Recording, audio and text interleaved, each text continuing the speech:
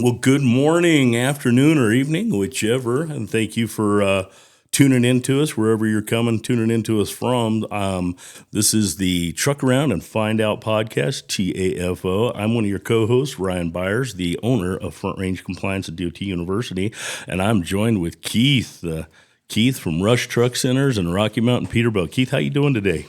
Doing good. Doing good, huh? Fantastic. Well, we've been kicking around the thoughts of doing this episode. I know we're probably going to be bringing some more on. You've been kind of talking about having a guest kind of talk about some of these standards, and we're gonna work that out eventually here in the near future. But Keith, I think you kind of wanted to talk to us about some of these emission stuff that's going on with these trucks. I know drivers, they've gotten better, but man, the emissions and some of the stuff that has gone on with these trucks has just been brutal to the industry. So I wondered if you could just kind of talk about it a little bit. Sure. Well, it would be a much longer podcast if we were going over what the previous administration was doing and California was doing.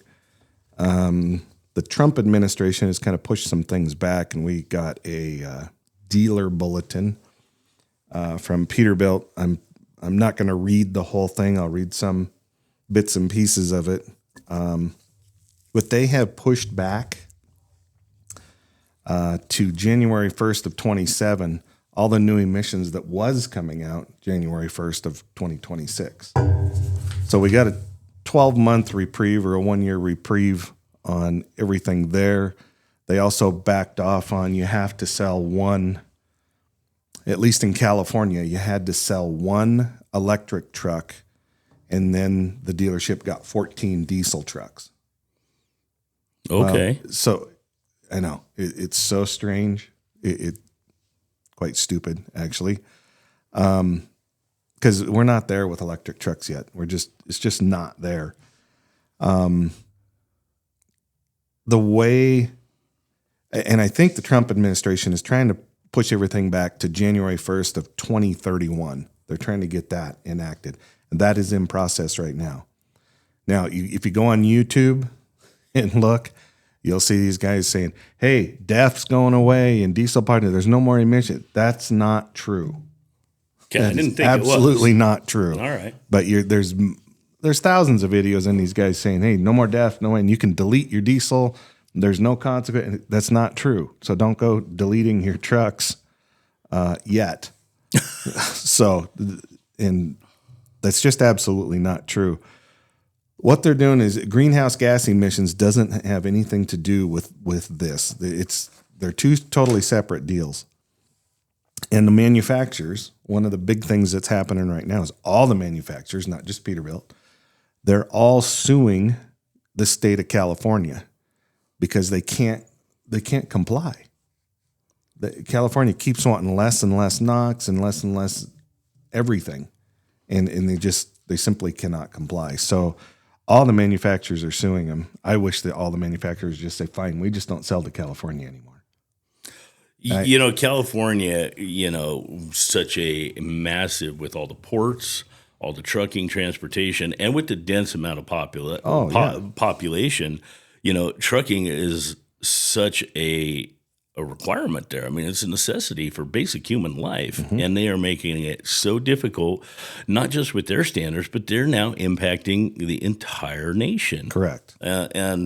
It used to be the common joke back in my state patrol days. It's like if California does something, Colorado's 3 years behind it. Yep.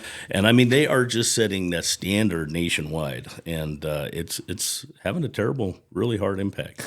Yeah, and I think you're starting to see other states saying, you know what, we don't care anymore. We don't care what Colorado's not one of those. Of course not. But we're not seeing everybody just kind of fall into line anymore because they're seeing the costs. Okay. And that this is causing. Okay. As far as the new California emissions, so we were cut off from selling Peterbilts into California. So as Rush Truck Centers, they could stop it. Peterbilt would stop it if they didn't say, hey, you can't sell into California anymore. Well, now with this change in regulation, I can sell into California now. One thing I have seen, and I've heard this from several of my customers out in California, is they walk into a California dealership if you don't own 50 or 100 trucks, I don't want to talk to you. Wow. And we sell a lot out of Greeley, northern Colorado here. We sell a lot to owner-operators. And one thing a guy will do in the Class 8 truck world, he'll travel all the way across the U.S. to buy a truck. It's not a problem. Yeah. You won't do that driving is part of their lifestyle. Yeah, Absolutely. you won't do that for a pickup or a car, but you will for a Class 8 truck. And we appreciate that. So with that being open, we can now sell into California. So then I did a short on Rocky Mountain Peterbilts on YouTube, just kind of explaining that. Oh, good. If I do sell it into California, I still have to have the 5-year, 350,000-mile warranty on the motor. That's not a huge upcharge, and you get something for it. So that's not the end of the world. It's not a bad thing. Sure. So with that, it's kind of business as usual. At least for a couple more years, we can get back into California.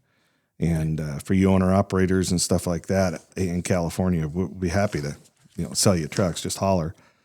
Prices have come down on new trucks. Okay. I think that's kind of across the board. Interest rates, they've come down a little bit. Okay. Again, like I said, DEF is not gone, that diesel exhaust fluid. And what they're trying to push back to 2031. So if you do get a diesel truck in California, we joke in the industry, you're going to get a giant hairdryer with it. And what that is between the engine and the transmission, there's going to be a 48-volt heater. And it'll have a separate alternator just to operate that. And what that will do is that'll blow hot air into your diesel particulate filter to keep it at optimum operating temperature. So if it's cold out or whatever, this is probably one thing about these new engines, they like heat, a lot of heat. That's part of their downfall for longevity, but they like heat to keep the emissions down. And with that thing blowing in there, should get better fuel mileage, use less DEF. It's kind of probably going to cost somewhere between $9,000 and $12,000 is what we're hearing from Cummins. Wow. They don't exactly have a price on that yet.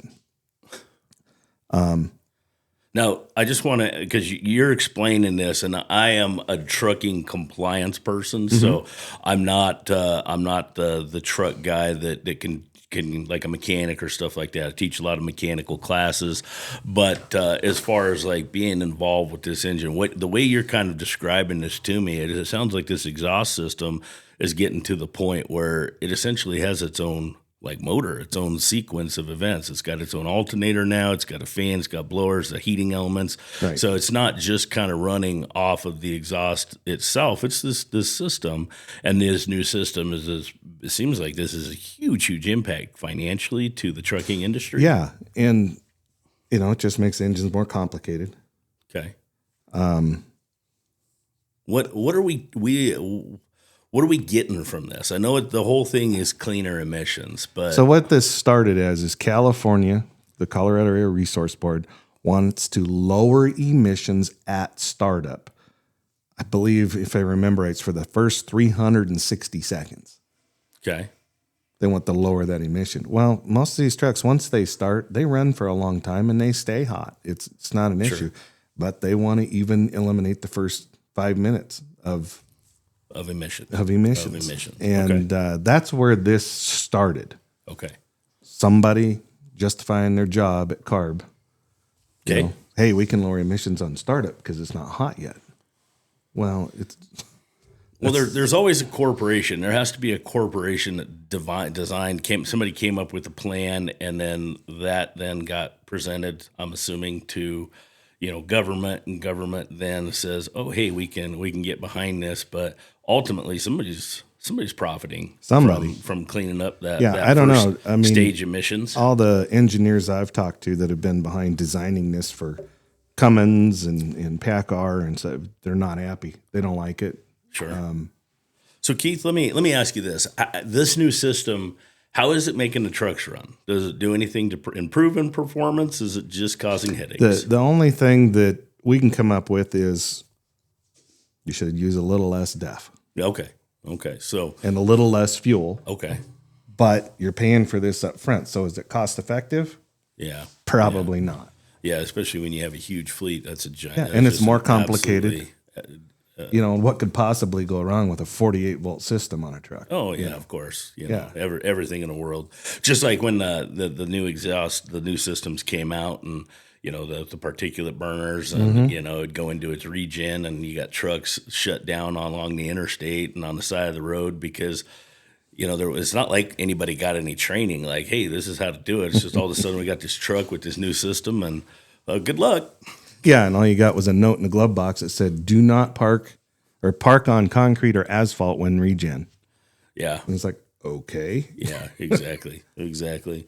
So we've got there's some changes going on with the emissions to hopefully. I mean, is this going to start? Do you, in your gut, does this telling you it's going to start pushing the industry in the correct way? Yes, with some of these new changes and deregulation. This is a correct move. I think the Trump administration is doing the right thing, pushing it back a year and a half, and now trying to get it pushed back to 2031 because the industry's not ready for it. And right now, we don't have to tell anybody listening to this. The it's tough. Yeah, it's really difficult right now with freight rates and everything else being down. A lot of those tariffs are starting to settle in. So you're seeing a huge amount of shipments come into our ports right now trying to beat the tariffs. So there's going to be an uptick in freight, but behind that, it's going to be pretty quiet. Yeah, yeah. Well, we definitely have been dealing with a lot of quiet lately in this industry. Mm-hmm. I know for us, it's the owner operators. I mean, we went from, over years, we'd get 2 or 3 calls from owner operators wanting to get their program started to 2 or 3 a year. It seems like now, I mean, we're dealing with bigger fleets and stuff like that. But I mean, we love our owner operators because they get out there. That's the true blue traditional trucking. And I just think that the industry has just gone against the small man in business, the small person that's just trying to make a go of it. So if they can roll back some regulations, and it's going to help this industry. And we as a society have got to realize that we need these trucks on the road. Like, we're sharing the road with the professionals that are bringing us our day-to-day commodities that are essential to live. And, we just need this help right now to the industry. So if it's going to help, man, that's going to be great. Yeah, and I think this is a big help. I think we've got a lot of other things we need to take care of, but this is a step in the right direction for sure. Gotcha. Okay. Well, good. Glad to hear it. Is there anything else that you'd like to tie into this emission I was trying to get a Cummins rep here, but I don't think Cummins really wants to be on. They don't want to talk too much about this. I think Cummins Corporate is like, you're not an emissions expert. So okay. Let's find a topic to get this rep to talk about. Maybe we'll drag somebody in here from Peterbilt. So Peterbilt, okay. Yeah, we can do something like that. But we'll make it. You don't have to be driving a Peterbilt. I mean, this is going to be industry wide. Yeah, absolutely. Yeah, I would love to get somebody in here that is very, very tied and well versed to some of this stuff and can help shed some light on this, to help the industry know how they can keep stuff moving forward. And they can start to prepare for the financial impacts, what some of this is going to be. And I guess some of the setbacks, depending on how regulations go and how states adopt this, and depending on what happens out in California, I'm kind of with you. I mean, we might need to have the trucking communities take a position and just say, you know what, we're not going to haul in. And there's a lot of guys that don't. Yeah. They drop their trailer at the state line. Just in our side of the business, for DOT compliance, like, we can run an MVR in 49 states. And everybody asks me, well, what's the state that you don't run it in? And it's California. And that's because, the legal ease of everything that they bring to us, like, you have to sign paperwork, sign your life away, and this person has to be, your employee. And, they just... what they threaten, is just straight up prosecution, if you do anything within California, and the different legal affidavits that we have to sign and everything has made it so difficult that it's impossible. It's just, and there are corporations that pull the MBRs, and good for them. I have looked at all the paperwork, and I was like, I don't know how they're doing it. We have sure tried. And so we're just kind of at that point where if we deal with someone in California, we make them have to do their own MBRs, and that's really unfortunate. in a short little kind of a funny little story is my dad bought an RV out of Riverside, California. So Dad and I flew out. We're going to drive it back. We buy it. It's down in Old Town, Riverside, California, which I don't know if you've been there. It is beautiful. It is absolutely good. They've got these giant palm trees on each side of the street, and they go clear up. They're huge, and they all kind of bend in towards it. So when you drive down the street, it's like you're in a tunnel. And it's just it's absolutely beautiful. We've got an aunt and uncle that lives out there. But anyway, we buy it. We pull out to a gas station right by the interstate, I-15 right there. And I told Dad, I said, we should, and this has a 454. It was a 95 Pace Aero, so it's got a 454 gas engine in it. So I said, let's fill the tank, fill the whole thing. So I said, then when we get to Barstow, we'll refill it and see if the gauge is on or off or, whatever. It's like, Dad's okay. He said, I'll go in and pay for it. Well, it's an old RV, so the fuel fill is at the very, very back. Okay. And there's just a little door that opens, and there's just the gas filler neck is right there, but it doesn't have any structure around it. It's just a pipe, basically. Okay. Well, they have those vapor recovery boots on all their fillers out there. Well, those have to seal against something or they don't pump gas. So I just used my finger, pulled it back, and started putting gas in it. And I call him a kid. He looked like he was 12. He came over and he says, "Sir, you can't do that." And I looked at him and I was kind of shocked and I had no idea what he was talking about. And he says, "Sir, you can't do that." I said, "Do what?" He says, "You can't pull the vapor recovery boot back with your finger. It has to, it's not working." And I let go of it and showed him the structure, that this is just the end of a pipe. There's no structure around for that to adhere to or butt up to. He says, "Well, you can't do that." And I just looked at him and said, "Well, how am I going to get the fuel in it?" "Well, I don't know, but you can." I said, "Well, you do it." He said, "I'm not allowed to touch him." And he has an orange vest on with a little star. So he wasn't an employee. Okay. Well, he was.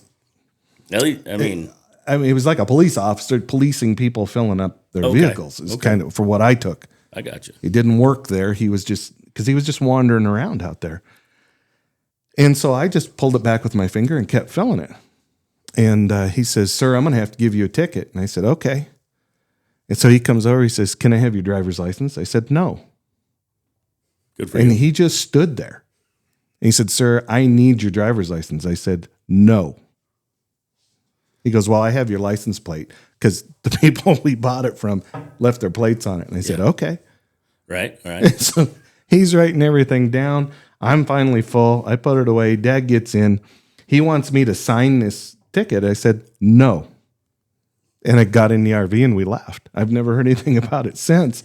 But there was a guy filling up a motorcycle just behind it. He was laughing. He thought it was hilarious. That would have been like the perfect YouTube video or TikTok. That'd have been a good one. Whatever. That was a good one. "Sir, I need your driver's license." It just blows me away. It blows me. We've got in my law enforcement experience, I've been called to Gestapo. I can't even count how many times. And, stuff like that you hear that goes on out there. And it's like, really, you're putting fuel in and you have an officer coming up and telling you can't put gas in there in that fashion. And I was respectful to the kid. Of course. It was, I didn't call him names, anything, but when he asked for my driver's license, it was like, sorry, not happening.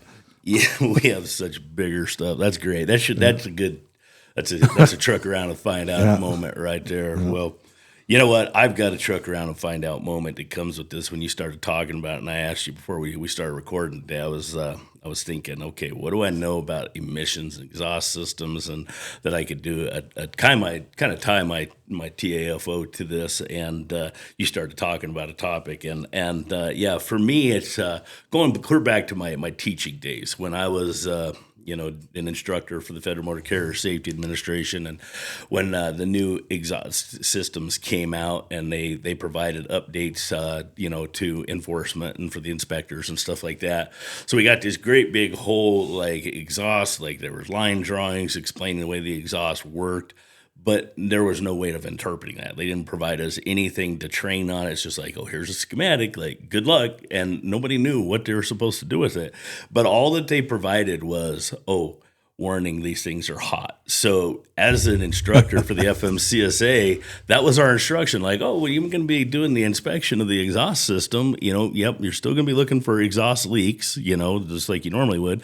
But with this exhaust filter, all we've got for you is they're hot. Like, yes. Don't touch them, stay away from them. And that was it. That was all. And so when I say that, I've got a lack of knowledge here, it's because the federal government has never taken time to really put anything out and say, hey, this is what you need to be doing with this. This is how you need to be processing that. So, yeah, you touch those exhaust systems. That's going to be a truck around and find out moment because you're going to, I think part of your hand would stick to it. They get so hot. Be pulling goo off of the exhaust. But and I don't know how we put a picture up because I've got some pictures I can share, Luke, that everybody can see that we had a new 589. Something went haywire in the after treatment and it burned the DPF, which is generally below the passenger door, that step and everything. The whole thing's gone. Oh, man. Yeah. It has melted it together. Somehow didn't burn the truck to the ground. Somehow. Wasn't my customer.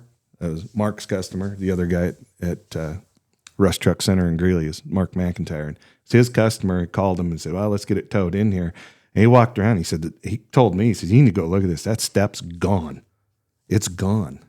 So I took a bunch of pictures of it that we can somehow find a way to put it up. We need to get those up. Yeah. We'll get a red beard on that. So perfect. All right. Well, fantastic. Great information. I look forward personally to if we can get somebody from Peterbilt in here and kind of get them talking about I'm no expert. That's just kind of a high level of what's going on. Well, this whole topic is going to do nothing but expand, especially if we continue to see some deregulations, some things that happen out there. And I think I hope and pray that for this industry that we see some deregulation with some of this stuff. And we need it. Some common sense tactics. I know common sense is gone in this day and age in a lot of different topics, but we really do need this common sense, like for the overall good of society. We can't just throw a rule together and say this is what our expectations. There's no practicality to the rule, such as to kind of reinforce that the use of electric vehicles. Yes, they're making electric trucks, and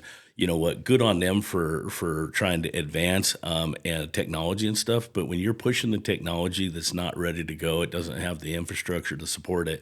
You can't just force this on us. Like it may be big goals that, hey, we're going to do it over time. And I know that that's what their position is, but their timelines don't match the truth. And they shouldn't be subsidized. Yeah. Either they work or they don't. Absolutely. Trash trucks is a perfect example of there's a great slot when a truck leaves a barn, makes a route, and comes back to that barn every night. Mm. That's a perfect fit for electric. Yeah. But when you're running cross country, if they can pull it off in that, definitely. I definitely think that there's some niche markets that, could utilize that. But then again, it's, the overall good of things is it really worth it? Like, does one side doing everything electric? There's got to be a downside to it, like Correct. With the waste and the charging stations, the danger of fire, and especially trash trucks. I can think those guys are, they're dumping dumpsters. I mean, we like to believe that all that is just good old-fashioned American household trash, but I think we all know sometimes those trash cans have got gas cans in them, hazmats in them. They dump that in there, and we get a fire going with those batteries. I mean, it's a recipe for disaster. So yes, we with the industry would try to keep them up with. Our audience up with.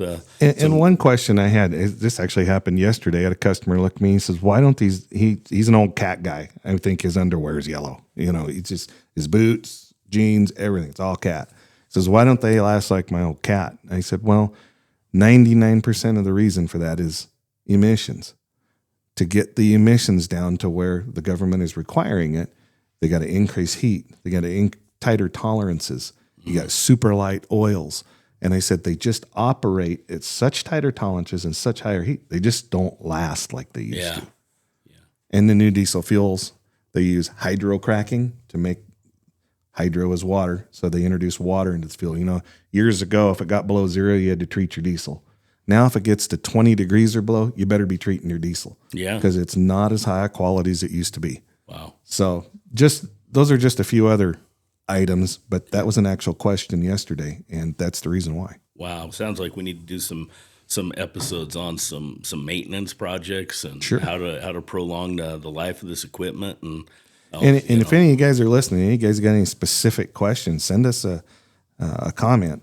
I probably don't have the answer, but I can usually find the guy that can answer it. Keith, you know everybody. That's one thing that I have just come to I wouldn't say decide. I'm pretty sure you know everybody, but most definitely we appreciate the time, the work, just the service that you provide, along with working with your clients and just trying to always be there and support them. So thank you for being a leader in this industry. So perfect. Well, thank you for tuning into this episode of Truck Around and Find Out. We'll hope that y'all are moving forward safety. Thank you to this trucking community for the work that you do to bring us our everyday commodities, and hopefully today can be a little bit safer out there on the roadway. We'll catch you on the next episode. Thank you guys. God bless you.